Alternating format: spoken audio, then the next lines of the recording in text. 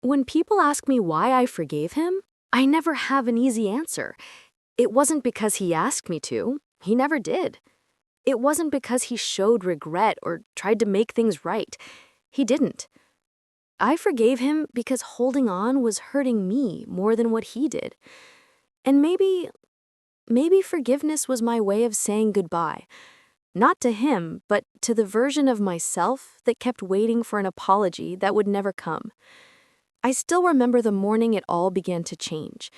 It was raining outside, the kind of soft rain that makes the world look gentle, even when your heart isn't. I was standing by the kitchen window, making tea, while he sat on the sofa, scrolling through his phone. We had been married for 22 years by then, 2 grown children, a quiet house, and a rhythm that had slowly turned from comfort into silence. He barely looked up when I placed the cup beside him. No smile, no thank you, just a nod, like a stranger you meet at a bus stop. I'd grown used to that. It's strange how silence becomes normal when you live in it long enough. That day, I didn't know that life was about to shift, that something deep inside me, the quiet, patient woman who always tried to fix things, was about to break. Not in a loud, dramatic way, but in a way that changes everything quietly. Like the sound of a door closing for the last time. They say forgiveness is strength, but I think it's also surrender. Not to another person, but to truth. The truth that not everyone who hurts you will come back to say sorry. The truth that love can fade quietly, and still you can choose peace over pain. When I tell this story, I don't want it to sound bitter, because it's not. It's the story of a woman who loved deeply, who was betrayed softly, and who walked away gently, without anger, without revenge, just forgiveness, because sometimes that's all we have left. When I think back to how it all started, I can still feel that spark, the way he smiled at me the first time we met, like he already knew I'd be part of his story. I was 24 then, fresh out of college, still learning what love really meant. He was older by a few years, confident, kind, and with that quiet charm that made everyone around him feel safe. We met at a family wedding. He was a friend of my cousin, standing near the buffet table, holding a cup of tea while everyone else was dancing and laughing. He looked calm, almost too calm for the chaos around him. And maybe that's what caught my attention. While others were busy showing off, he was just there, quietly smiling. Our first conversation was about something silly. Samosas, I think. I said they were too oily. He said, "That's how you know they're made with love." I laughed, and something in me softened. It wasn't love at first sight, but it was something gentle, like the beginning of a slow song. In the months that followed, we talked more. He'd call sometimes, pretending he needed help finding a book I mentioned once. He'd send small gifts, nothing expensive, just thoughtful things. A bookmark with my favorite quote, a notebook because he knew I liked writing, little things that said, "I see you." When he asked me to marry him, there was no grand proposal, no candles, no speeches. Just a quiet evening walk, and him saying, "I can't imagine life without you." I smiled and said yes, because back then, love felt simple. It felt like trust, laughter, and long drives with no destination. Our wedding was small, family, friends, and a few too many emotional speeches. I remember my mother whispering, "You got lucky, my child. He seems like a good man." And he was, at least in the beginning. The early years of marriage were soft and full of dreams. We didn't have much, but we had each other. We'd cook together, sit by the balcony at night, and talk about the future, our kids, our house, our plans. I used to write him little notes and hide them in his wallet. He'd find them at work and call me, laughing. Then came our children. 2 of them, a boy and a girl. They filled our home with laughter, noise, and endless love. I was busy being a mother, and he was busy being the provider. We didn't notice when us became them. When our conversations became about bills, school, and routines, instead of dreams and feelings.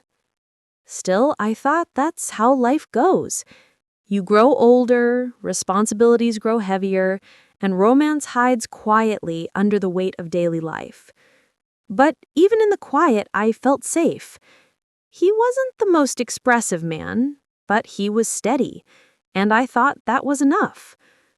But something changed when he got that promotion. Suddenly, he was working late, dressing sharper, spending more time on his phone than with us. At first, I was proud that his hard work was paying off. I told the kids, "Papa's doing all this for us."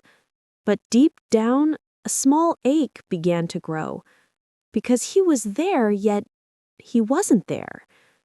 I'd wait for him at dinner, reheating the food, pretending I wasn't disappointed. He'd come home tired, sometimes smiling, sometimes silent. And even when he sat across from me, I felt like there was a wall between us, one I didn't know how to climb. I tried to talk. "Are you okay?" I'd ask. He'd nod. "Just work. You know how it is." And that was that. We stopped sharing feelings. We just shared space. I told myself it was a phase, that every marriage goes through quiet seasons, that if I stayed patient, we'd find our way back to each other. So I stayed.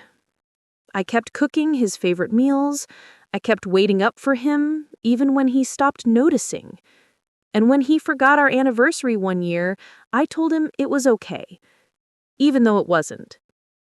But love doesn't disappear overnight.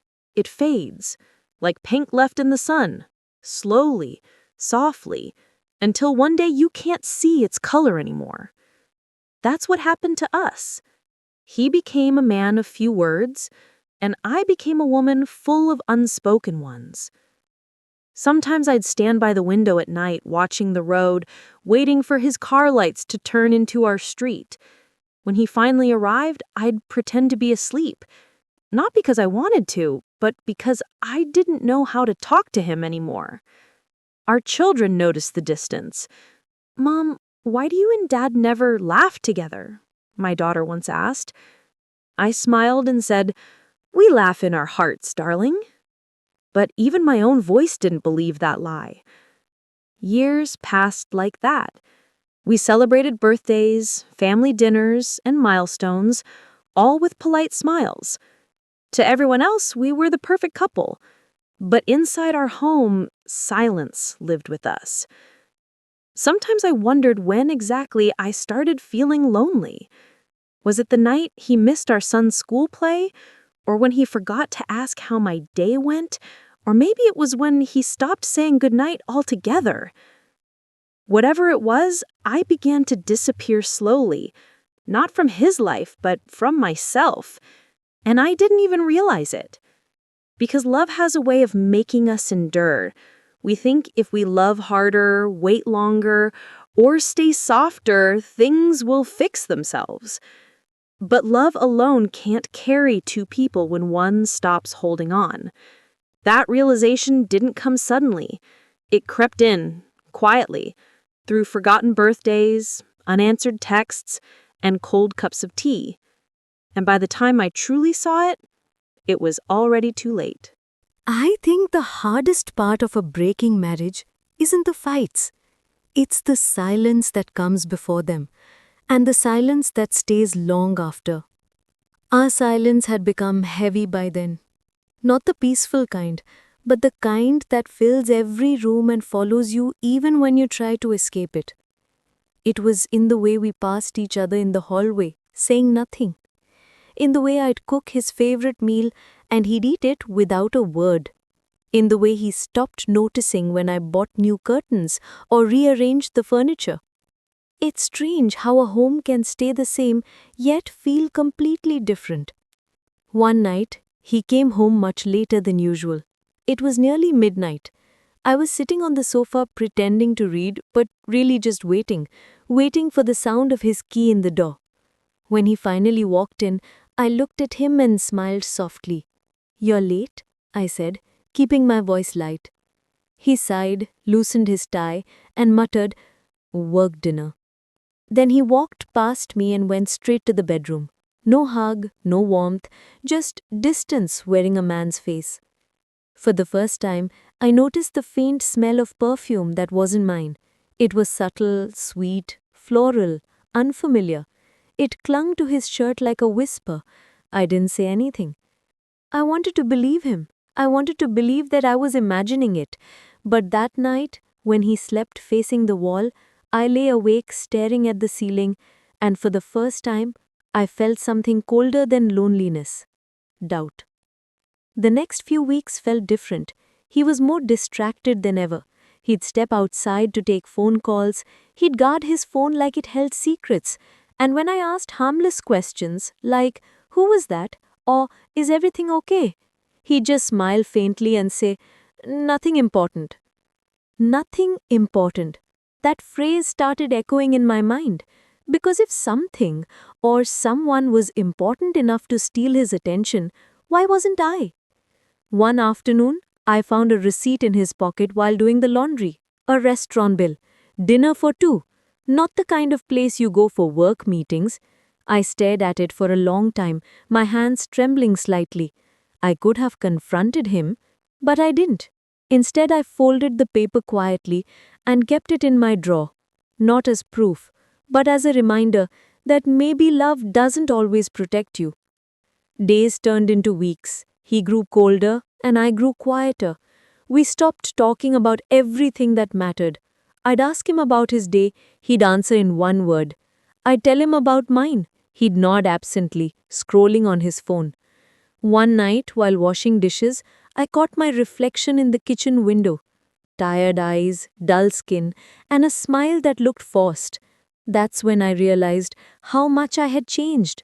I wasn't the woman he married, not because time had aged me, but because I had been slowly fading, trying to hold on to him. Our daughter had gone to college by then. Our son was in high school, too busy with his own world to notice ours falling apart. So I carried my pain quietly, like a secret no one needed to know. A friend of mine, Meera, came over one day. She had known me since before marriage, when I was still full of laughter and plans. We sat with tea in the living room and she looked at me for a long time before saying softly, "You've stopped smiling, you know." I forced a small laugh. "Maybe I just got older." She shook her head. "No, you got lonelier." Her words hit deeper than she knew. That night, after she left, I went to bed early, but I couldn't sleep because she was right. I was lonely, and not the kind of loneliness that comes from being alone, the kind that comes from being unseen. It was around that time that the messages began. They weren't meant for me, they were meant for him. One evening, he left his phone on the table when he went to take a shower. It lit up with a message that simply said, "I miss you." For a moment, my heart stopped, not from shock, but from confirmation. A quiet part of me already knew. I picked up the phone, my hands trembling, and saw a name I didn't recognize. Just a first name, Anita. I didn't open the message thread. I didn't need to. That one sentence was enough. When he came out, I was sitting on the edge of the bed looking down at the phone. He froze for a second, realizing what I'd seen. And then nothing. No excuses, no apologies, no tears. He just looked at me and said quietly, "It's not what you think." I smiled faintly.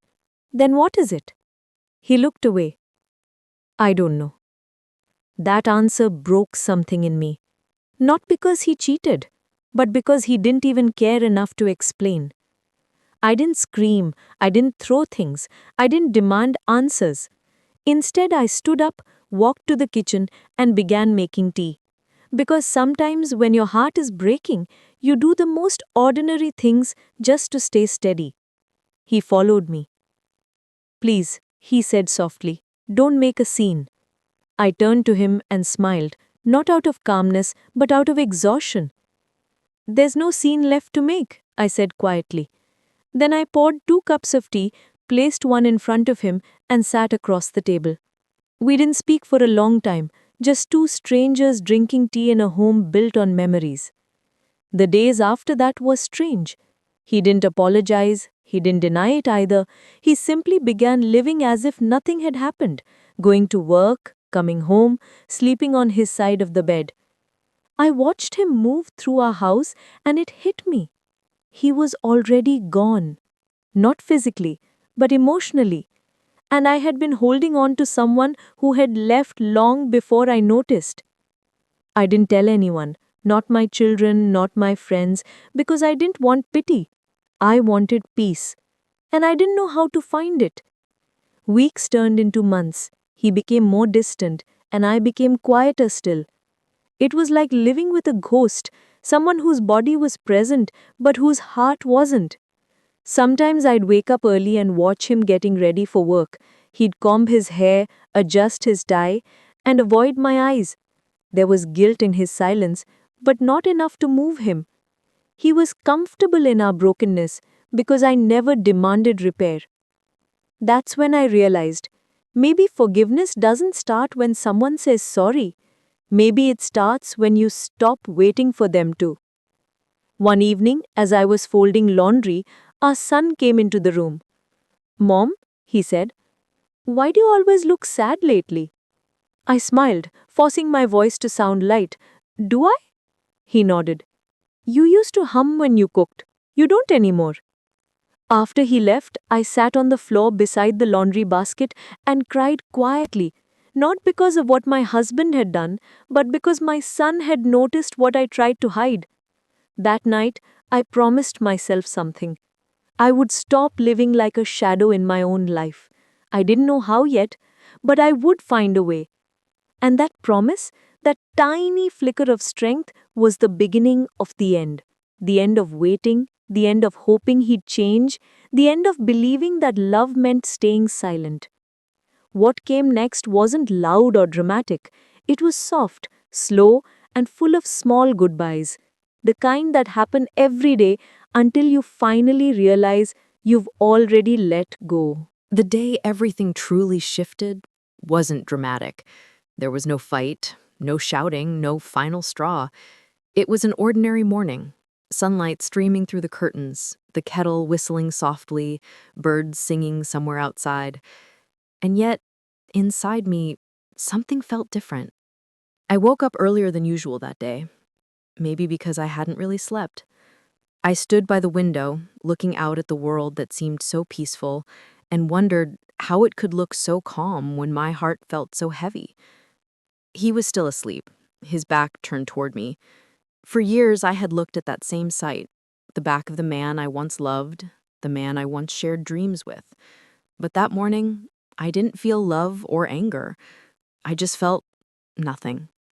An emptiness that was strangely peaceful, like the calm that comes after a long storm. I realized I had spent too many years waiting for him to notice, to change, to care, to say sorry. But all that waiting had only aged me, worn me, dimmed me. And in that quiet morning light, I decided I wouldn't wait anymore. When he woke up, I was already in the kitchen, making tea. 1 cup, not 2. He came in and looked at the single cup on the table and hesitated. "You didn't make mine?" he asked, his tone casual, almost indifferent. I smiled faintly. "I wasn't sure you'd want it." He shrugged, poured himself some water, and sat down. The silence between us was thick, but I didn't rush to fill it this time. For once, I let it stay. After a while, he cleared his throat. "You're quiet lately." I looked at him and replied softly, "I've been quiet for years. You're just noticing now." He didn't respond. He just looked away, pretending to read something on his phone. And that's when it hit me again. This was not the man I married. He was still here, yes, but the part of him that loved me was long gone. Later that day, I cleaned the house. Not the usual kind of cleaning, but the deep kind, the one you do when you're trying to clear your heart more than your home. I opened old drawers, threw away clutter, and packed up things that no longer meant anything. Photographs, old letters, gifts that once made me smile but now only made me ache. When I found our wedding album, I sat on the floor and flipped through it. We looked so young, so certain. He was holding my hand and I was laughing. That girl, that version of me, didn't know how love could fade without a goodbye. I touched her face in the photo and whispered, "I'm sorry you had to learn the hard way." Then I closed the album and put it away. Not out of bitterness, but acceptance. Sometimes putting memories away is the kindest thing you can do for yourself. That evening, he came home late again. I didn't ask where he'd been. I didn't wait by the window. Instead, I was sitting at the dining table with 2 suitcases beside me. One small, one large. He stopped in the doorway, confused. "Are you going somewhere?" I nodded. "Yes." He frowned, his voice sharp for the first time in months. "What does that mean?" "It means," I said calmly, "I'm done living in silence." He opened his mouth to speak, but I raised a hand gently. "Don't," I said softly. "Please don't say anything you don't mean. Not now." He looked at me, truly looked at me, maybe for the first time in years. And I saw confusion, maybe even guilt, flicker in his eyes. But I also saw something else. Relief. Like part of him knew this was coming and didn't have the strength to stop it. He said finally, "I didn't mean to hurt you." I smiled sadly. "Then why did you?" He had no answer. He just stood there, shifting from foot to foot, a man caught between regret and pride. After a long pause, he said quietly, "You're leaving me." I shook my head. "No, I'm leaving the version of myself that kept waiting for you." I didn't know where I would go yet. Maybe to my sister's for a while. Maybe somewhere quiet, where I could think, breathe, remember who I was before I became a shadow of someone else's life. He watched as I zipped my bag. "After all these years," he murmured, "you can just walk away?" I met his eyes and said softly, "After all these years, I finally can." That night, I didn't cry. I thought I would, but I didn't. Instead, I sat in the guest room, staring out the window. The moonlight fell across the floor and everything looked so still. For the first time in a long while, I felt something like peace. Not happiness, not yet, but peace. In the quiet, I whispered to myself, "You did your best." And somehow those 3 words felt like forgiveness. The next morning, I woke early. He was still asleep when I left the house. I placed a letter on the dining table. Not a goodbye note, not a dramatic message, just a few honest lines. It said, "You never said sorry, but I forgive you. Not because you deserve it, but because I deserve peace. I hope someday you understand what that means." I didn't sign it. He'd know it was for me. As I stepped outside, the air felt fresh against my skin. The same streets I had walked for years looked different. Not because they'd changed, but because I finally had. Every step I took away from that house felt lighter. It wasn't easy, but it was necessary. I took a bus to my sister's place. She opened the door and just looked at me. One look, and she knew. She didn't ask questions, she just held me, and I finally let myself cry. Soft, quiet tears that didn't come from pain, but from release. The days that followed were strange. Learning to live without him was harder than I thought it would, but not because I missed him. I missed the idea of us, the dreams we built, the life we planned, the woman I used to be beside him. But piece by piece, I began to rebuild. I'd wake up early, make my own tea, go for long walks. I started reading again, books I'd abandoned years ago. I even picked up painting, something I used to love when I was younger. And in every small thing I did, I found fragments of myself coming back. Sometimes I'd still think of him. Not with anger, not even with sadness. Just with quiet understanding. He was part of my life story, yes, but he wasn't meant to be the whole book. Later that week, he called. His voice was hesitant, almost unfamiliar. He said, "I read your note. There was a pause. Then he added, "I'm sorry." I closed my eyes, feeling a strange mix of emotions. It wasn't the apology I'd once longed for. It came too late, too empty. But I still said, "Thank you." Because I wasn't forgiving him for his sake anymore. I was forgiving him for mine. That was the turning point. Not the moment I walked away, but the moment I stopped needing closure from him. The moment I realized that forgiveness is not about fixing what broke. It's about freeing yourself from what keeps breaking you. He never said sorry when it mattered, but I said goodbye when it did. And that, I think, made all the difference. Time has a quiet way of healing things, not by erasing them, but by softening their edges. After David left, the house felt painfully empty at first. Every corner held a memory. The kitchen smelled like the meals we used to share. His slippers stayed under the bed for weeks because I couldn't bring myself to move them. For a long time, I lived like a ghost inside my own home. I woke up, made tea, cleaned, and went to bed, all in silence. No arguments, no laughter, no footsteps echoing in the hallway. Just the sound of the clock ticking, reminding me that life was still moving, even if I wasn't. I told myself I should be angry. I should hate him. I should wish him the same pain he gave me. But when you've loved someone for half your life, hatred doesn't come easily. Instead, I felt tired, bone-deep tired. I remember one morning I sat at the dining table, the same one where we had our last argument, and looked at the two empty chairs across from me. One used to be his, the other our son's. Both gone now, living their own lives. I closed my eyes and whispered, "What now, Maria?" That was the first time I called myself by name out loud in a long time. It reminded me that I was still here. I was still a person, not just a wife, not just a mother. A few weeks later, I decided to visit my sister Clara. She lived in a small coastal town a few hours away. She'd been calling me for months, worried, but giving me space. When she opened the door and saw me standing there, she didn't ask any questions. She just hugged me. The kind of hug that says, "You don't have to explain." That weekend with her changed something in me. We sat on her porch, sipping coffee while watching the sunrise over the sea. The air smelled like salt and hope.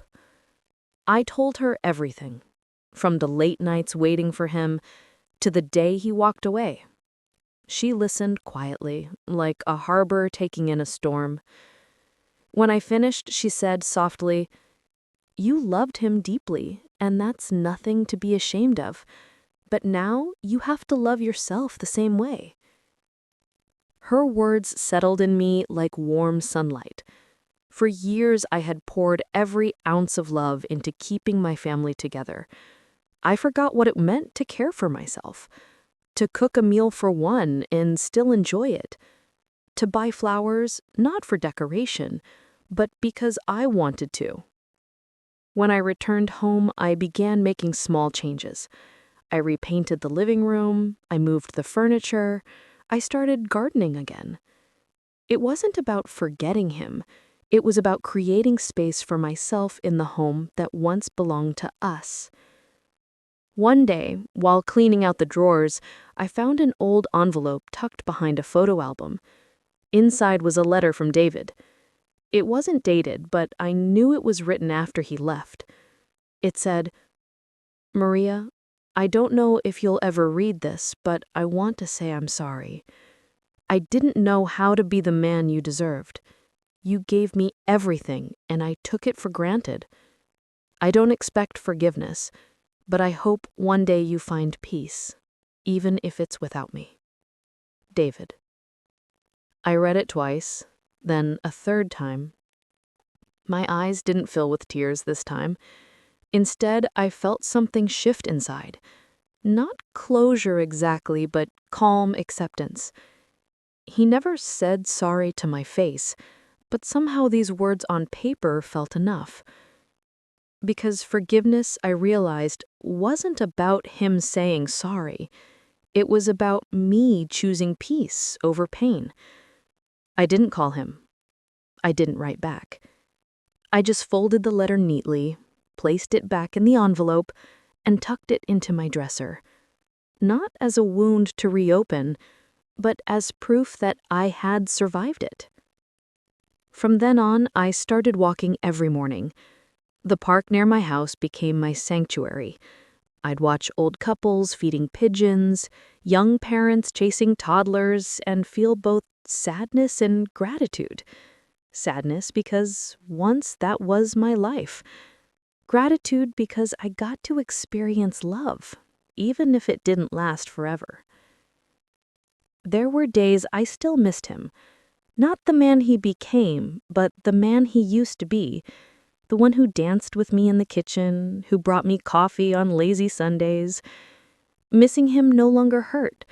It just reminded me that I had a heart capable of deep love. One evening, as the sun set and painted the sky in shades of gold and pink, my son called. He asked how I was doing. I told him the truth. I'm doing better. He hesitated for a moment, then said, Dad wanted me to tell you thank you. He said you're a good woman and he's sorry for everything. I smiled. Not because I needed the apology, but because I knew it had finally come from his heart. I didn't say much, just replied, Tell him I wish him peace. And I meant it. Months turned into a year. The garden I planted bloomed beautifully that spring. The roses were vibrant, the jasmine filled the evenings with fragrance. Sometimes I'd sit outside with a cup of tea, listening to the quiet hum of the world around me. That's when it hit me. Forgiveness didn't mean pretending nothing happened. It meant freeing myself from the weight of it.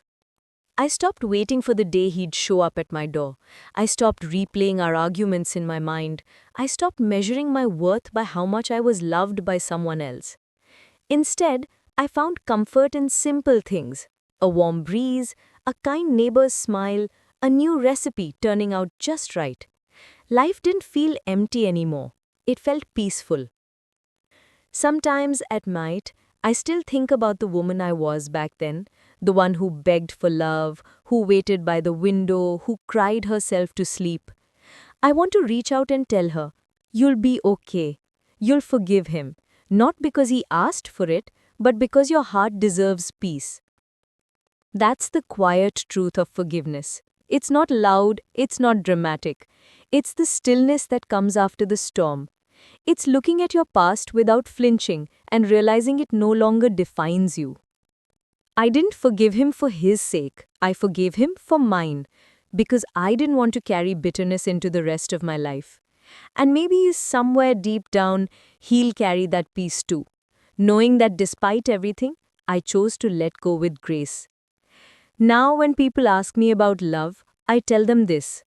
Love isn't always forever. Sometimes it's a season that teaches us who we are, what we can endure, and how much we can give without losing ourselves. And when it ends, it's okay to walk away, not with anger, but with gratitude for the chapter it gave you.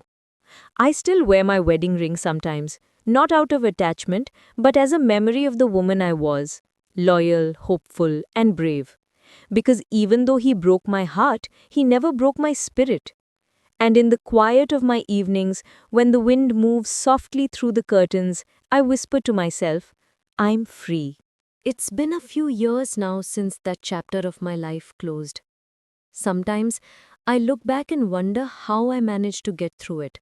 The silence, the nights that felt endless, the days when I had to remind myself just to breathe. But when I think about it now, it feels like a story that happened to someone I once knew. A woman who tried her best, who gave her all, and who finally learned that love doesn't always stay, but it always leaves a lesson behind. My home feels different now. It's still the same house, The same walls, the same creaky floors, but there's a peace in it that wasn't there before. I light candles in the evening, play soft music, and sometimes I even dance a little while cooking dinner. Not because anyone's watching, but because it makes me happy. I stop needing someone else to fill the silence. Now, the silence feels like a friend, calm, patient, comforting. There's something beautiful about finding peace after pain. You stop asking why things happened. You stop searching for someone to blame. You just accept that some people come into your life to teach you how deeply you can love, and others to teach you how to let go. David and I haven't spoken in a long time. Sometimes our paths cross indirectly, through our son, through old friends, and I hear that he's doing fine. And honestly, that's enough for me. I don't wish him regret. I don't wish him loneliness. I just wish him peace, the same kind I finally found. Because when you've truly forgiven someone, you don't want them to suffer.